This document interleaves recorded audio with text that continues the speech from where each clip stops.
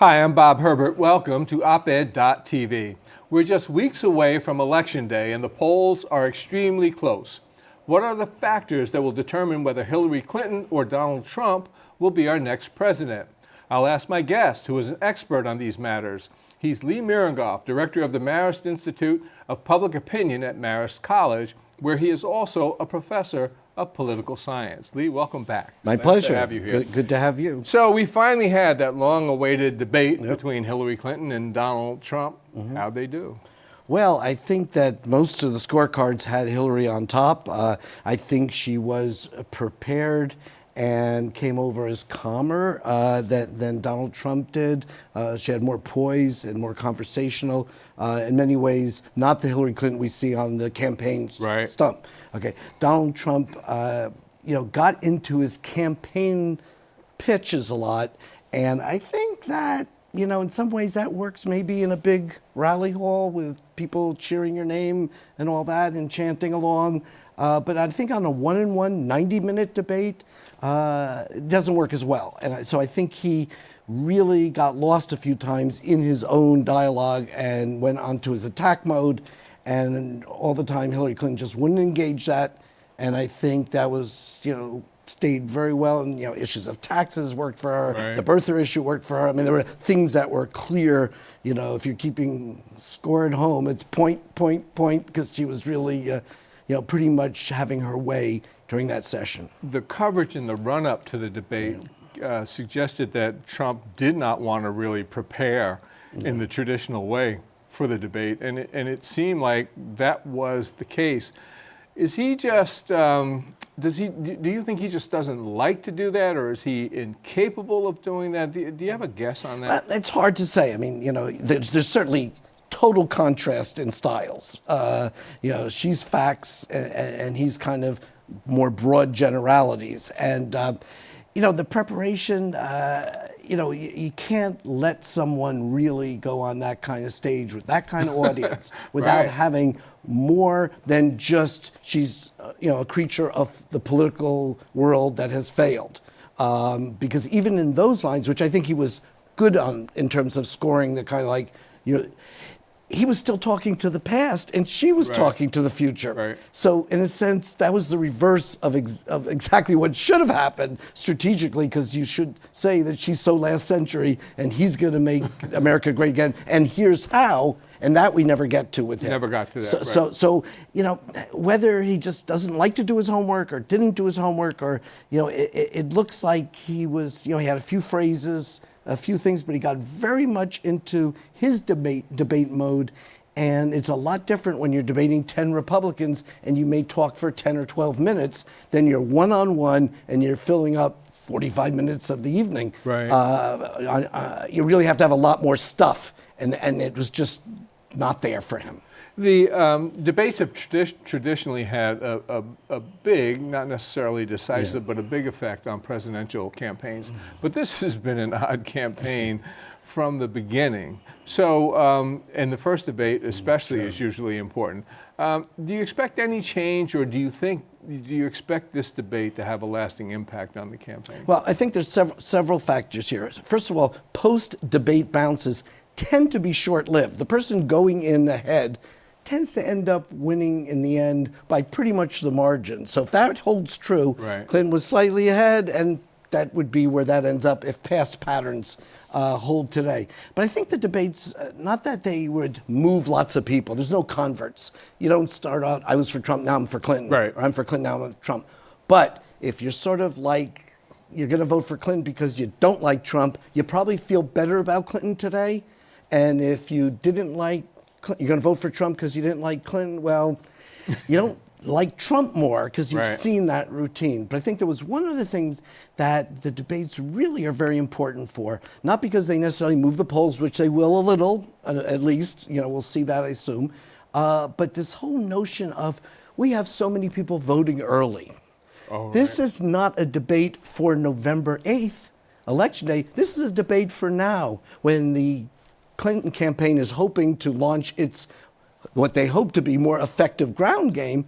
40% of the country will vote before Election Day itself. So these debates become part of that very decision-making process that people are going through right now. That's an excellent point. So they take their memories of this debate right right. into the polling Absolutely. place, or however they cast So their in ballot, a sense, right. this is election eve for some people in some states, and the next week will be as well, and then more states join in. And so the debates are not just about, as I say, pointing towards November.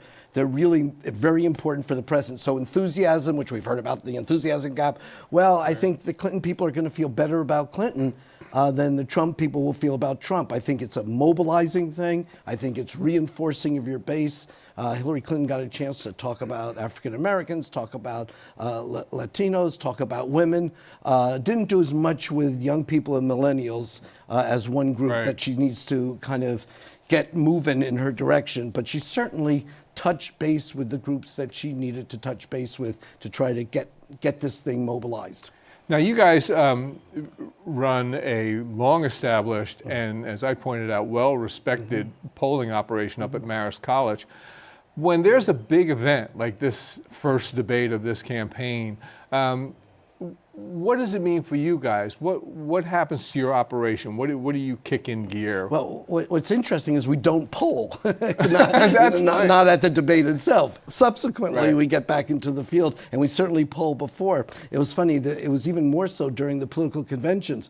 Those were our quietest 4 days because you're not polling in the middle of it. I would have guessed just the opposite. See, so you have it, that was a little break in the action for us, but before and after, that's certainly a very different story. So we were watching the debate. We were, using our social media to tweet and do interviews from our broadcast studio at Marist in Poughkeepsie. Right. And so it was an opportunity to be on a lot of different programs and to provide analysis and commentary without actually stepping foot outside Poughkeepsie or even outside off campus. So so we had a nice dinner, and then we sat down and you watched it on television. Watched the debate, and then just sort of interpreted what was going on and tried to make some sense of it in real time. So that's what social media allows you to do.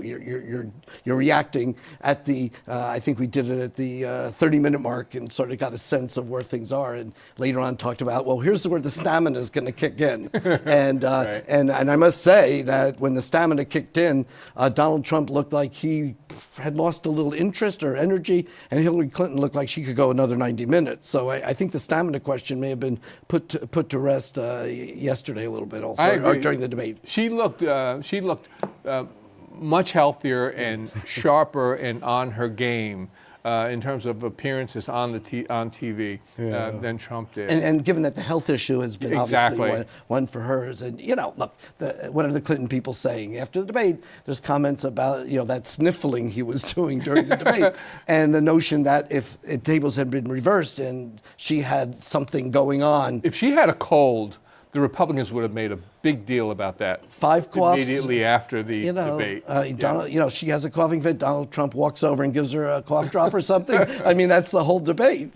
You mentioned the Democratic convention, and Hillary came out. The convention went very well for the Democrats. Hillary got a bounce in the polls after the convention, but soon after that, there seemed to be this steady erosion of her numbers, and Trump closed the gap significantly. What was going on there? Well, it's an interesting question. I mean, I think, like post-debates, post-convention bounces, we expect them. Different candidates have different size bounces, and they tend to evaporate. And we get back to where we were going into the debates, pretty much, or where we were going into the conventions. So you're not switching massive numbers in any of this unless something dramatic happens. Now, the biggest case of a post-debate bounce was the 1984 Reagan-Mondale. Reagan, yeah. After the first debate, Reagan was only ahead by 2 points over Mondale and won by 18.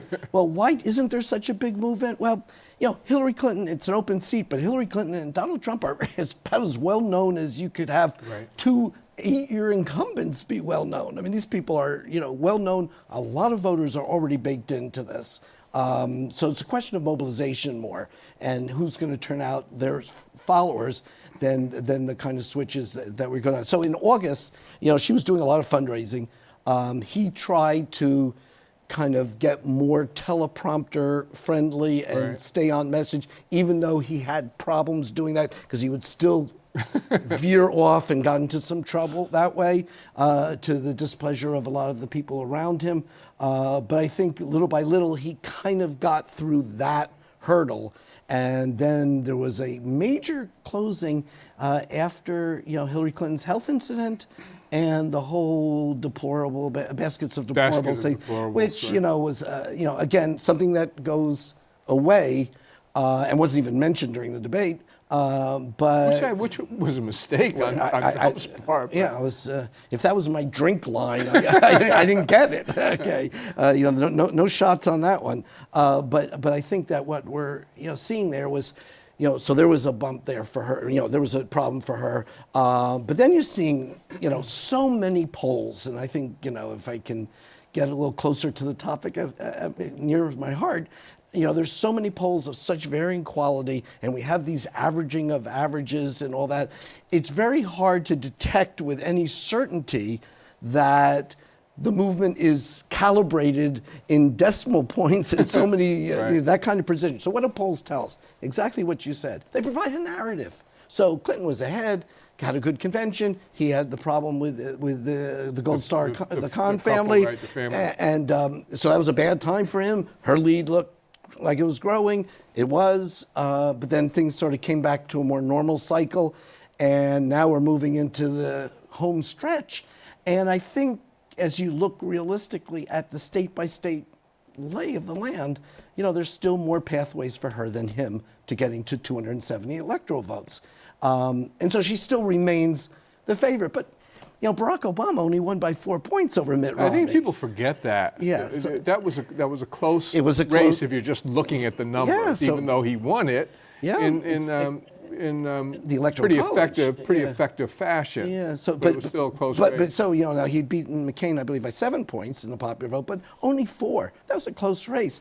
I don't see why this should be less polarized than when Barack Obama and Mitt Romney ran. I mean, if anything, faith in institutions has gone down in the last 4 years. The concern over ISIS, race relations, the economy to some degree. I mean, these are all new things, and Donald Trump has tapped into an attitude. Right. And an anti-establishment attitude, and his comments about her being part of the political old guard, I think the Clinton campaign will try to answer at some point, because that one sort of stayed on the table in a positive way for him. You mentioned how well-known, famous these two candidates are. It's really odd because both of them are just about as famous as the President of the United States. It's Absolutely. kind of strange. But they have very high unfavorability numbers. A lot of people do not like Hillary. A lot of people do not like Trump. Do your polls tell you at all why there's so much hostility? Let's take Hillary first. Well, I think, first of all, to begin with, the country is very polarized, and these negatives are unprecedented. Even in New York, where Hillary Clinton is likely to win by over 20 points, she's only even in terms of her favorable, unfavorable. I mean, there's nowhere you can find this upside down the other way. Right. Favorable, unfavorable. Now, part of it is because both of them have such high negatives, and Hillary Clinton brings a lot of baggage to this campaign. In some ways, maybe she could have ended up running against a Jeb Bush, because they were both the so-called dynasty candidates. Right. They were the ones. So she has 30 years in the public spotlight. There have been a whole bunch of Clinton stuff, and I think realistically, and I think it's fair to criticize, if they knew they were going to run for president, and clearly they had made that decision somewhere along the line. There's things that could have been done with the emails, and things that could have been done with the Clinton Foundation, which, although that I don't think came up during the debate either, the foundation, she finally got the emails down to, I think it was 45 words. She didn't litigate it during the debate, which was a big advantage for her, a big change. Which was a sign of preparation. Absolutely, absolutely. They got that down, and there's nothing, as she indicated, nothing wrong about preparing, because she would prepare for the presidency to be president just as well. But I think those two things, if you're going to run for office and you have these high negatives, you might have wanted to clean up things a little bit before. Donald Trump's problems are just incredibly different, and as much as he was complaining during debate about how Hillary Clinton's ads have been so nasty, most of her ads use his words. So we're not making up, or she's not making up, things that he hasn't said in a time, and if I can put my political scientist hat on for a second, take off my pollster hat, I mean, this is just, a campaign where people are saying things that would have knocked out candidates in any other time that I can remember in my lifetime. And Donald Trump says those almost daily. Right. And, he may end up being president, and so I'm not begrudging that point, but the notion that our level of dialogue has changed cannot be denied, and we're seeing it in this election. But don't you think there's also a double standard? I mean, if Hillary Clinton or Barack Obama, for example, had said almost any of these controversial comments that Donald Trump had made, they would have been sort of pretty much knocked out of the presidential race, and yet Trump is still going strong. So what's going on there? Is that a function of media? Is that a function of the Trump supporters themselves? Do you have a sense? Well, I think I think most of Trump's supporters we see in our polls, the biggest reason for Trump is Hillary Clinton. It's not like everybody in Trump's corner are loving everything he's saying. Some people say, well, he really isn't going to do that, or he doesn't really believe that. But again, his campaign is not based on issues as much as his attitude. Shake it up, tell it like it is, let's move the country in a dramatic new way. At a time when people question our institutions of government and the media and education and the court system and journalism. I mean, everything's under the gun to some degree, and people are polarized, and so Trump has been able to cash in on that. But there's no doubt that the standards of civility in campaign politics have just, hit the gutter this time, and I find that to be regrettable. Let's see if we can break down the constituents somewhat. So with Hillary, we know she's got a big advantage with African-American voters, with Latino voters, actually with Democrats in general, because there are more registered Democrats than Republicans. What are some of the other constituencies that are out there, and who are they for? Well, the one thing that's fascinating this year, I mean, as pollsters, we rarely get to see an inversion in the numbers. Wow, stop the presses, we got one here. And what we're seeing, not just us, right, most other serious polling organizations are seeing this whole thing with education. People who don't have a college education. Educated voters. Yes, the people who don't have a college education, the working class typically were part of the FDR coalition, Democrat, and have been voting Democratic, and numbers not proportional to their size, but right, they were mostly in the Democratic column. And people who had higher income, higher education, more upscale suburban voters were part of the the rock rib Republican moderate right, base, moderate to conservative base in the country, and the suburbs outside Philly or the suburbs outside North Carolina, the Research Triangle down there, and outside Denver, and what we're seeing is those folks have bolted from Trump and gone to Clinton. Right. So we see this very interesting inversion. So if you start, and is that both men and women, or primarily women? Mostly women, but men have moved also. So if you had us, game this out in the beginning, and you said, okay, Hillary Clinton's running and against Donald Trump, what will Hillary Clinton do differently than, let's say, Barack Obama? Right. Well, she's going to get the lion's share of the African-American vote, but maybe turnout won't be as much. Right. She's going to get the lion's share of the Latino vote, especially given that the Republicans did not take to their own lesson 4 years ago to broaden their base. Hostile to that vote. I do not understand it. And so anyway, the numbers for Donald Trump among Latinos are even lower than what Mitt Romney got 4 years ago. So she's actually picked up some there. The question is the turnout for those two groups. She will do very well among younger voters, but the question there again is turnout. And maybe some of those folks will find some of the third-party candidates, the millennials do. That area is all in her corner, but maybe not as vibrant as Obama got it in terms of the turnout. The area where she could always pick up was with women, white women in the suburbs, maybe older, 50 years old and up. This may be the one chance in their lifetimes to elect a female president. And Donald Trump's comments throughout the campaign, that list of things that you were alluding to, goodness, that would have knocked out anybody else in an earlier time, those are things that don't play well with female supporters, female voters in the suburbs. You know, he's back to, you know, pigs and fat and all those things, and that Miss Universe person who's, right, you know, heavy and should be a clean. The whole thing which he continued the next day, yeah, which I don't absolutely. understand. He doubled down. He doubled down. The first thing to look for, I think, on election day is, you know, this turnout among part of Obama's coalition of the ascendant, which Ron Brownstein has called it, and then look at the education level and see if that inversion is there, and then look at how she's doing among white women, because that's a group that she can get a net plus on to offset the turnout that may not be there, although Obama's clearly going to try to get the turnout up in the African-American community. Who's voting for Trump? Well, Trump is largely getting Republicans, who are more unified than they were.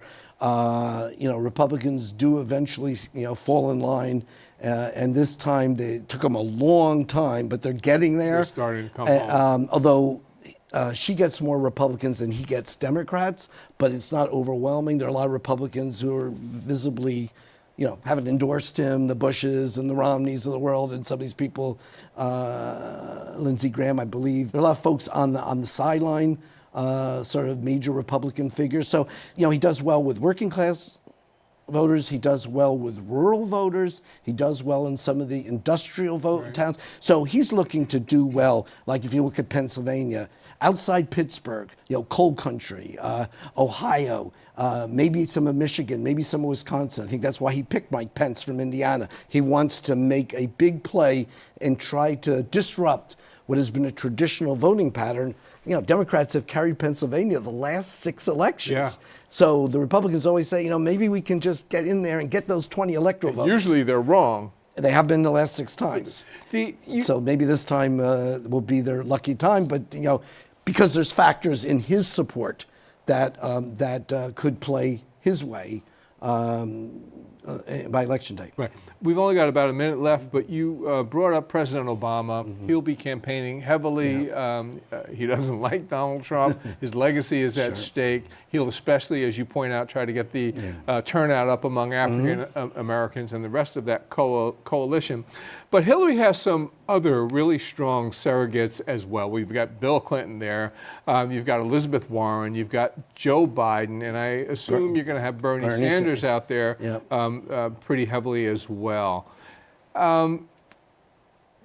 Would that make a big difference, do you think, in terms of numbers, in terms of turnout, in terms of the possible outcome of the election? Again, it doesn't convert voters, but it does get that turnout going. Yeah. And I think you will see a lot more of those surrogates, especially the president and first lady, around the country, but particularly with African-American voters. He's done that already, you know, when he talked about, I will take that personally if you don't vote. I mean, he was pretty clear about that. He's drawn the line on that one, and I think there was no doubt in the debate when Hillary Clinton talked about, you know, the insult to the first African-American president that the whole birther thing was about. That was rather clear. And keep an eye on Obama's approval rating. You know, this to some degree, if he was at 40%, the Republicans would be jumping on no third term. But he's in the 50s. And he may be in the 50s because all these other candidates, now, you know, we don't feel quite as badly about Barack Obama. He's looking a little better. He's looking a little better. And, you know, nostalgia may even kick in with some people because, you know, I think the president and first lady have demonstrated, if nothing else, a certain class and a certain comfort level with voters, even if people disagree with this and that. You know, you can't really fault him for his service to the country. I agree. Lee Miringoff, thank you so much. It's a pleasure, as usual. My pleasure. It goes quick.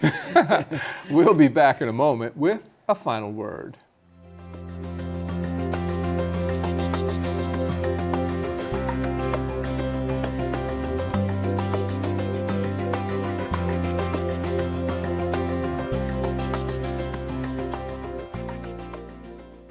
In his first debate with Hillary Clinton, Donald Trump refused to explain what he had meant when he said she didn't have the look of a president. He didn't have to. His message was all too clear. Just like so much else he has said about women was all too clear. As Megyn Kelly noted during a Republican primary debate, he has called women fat pigs, dogs, slobs, and disgusting animals. Trump would later say of Kelly, you could see there was blood coming out of her eyes, blood coming out of her wherever. He said of Brandy Roderick, a contestant on The Apprentice, it must be a pretty picture, you dropping to your knees. He sent a newspaper columnist a copy of one of her pieces with her picture circled and a note that said, the face of a dog. There are endless examples, including many with comments I can't repeat on television. I have never seen a more openly misogynistic political candidate in all the years I've been a reporter, and this man has a chance to be our president. That's all for now. See you next time.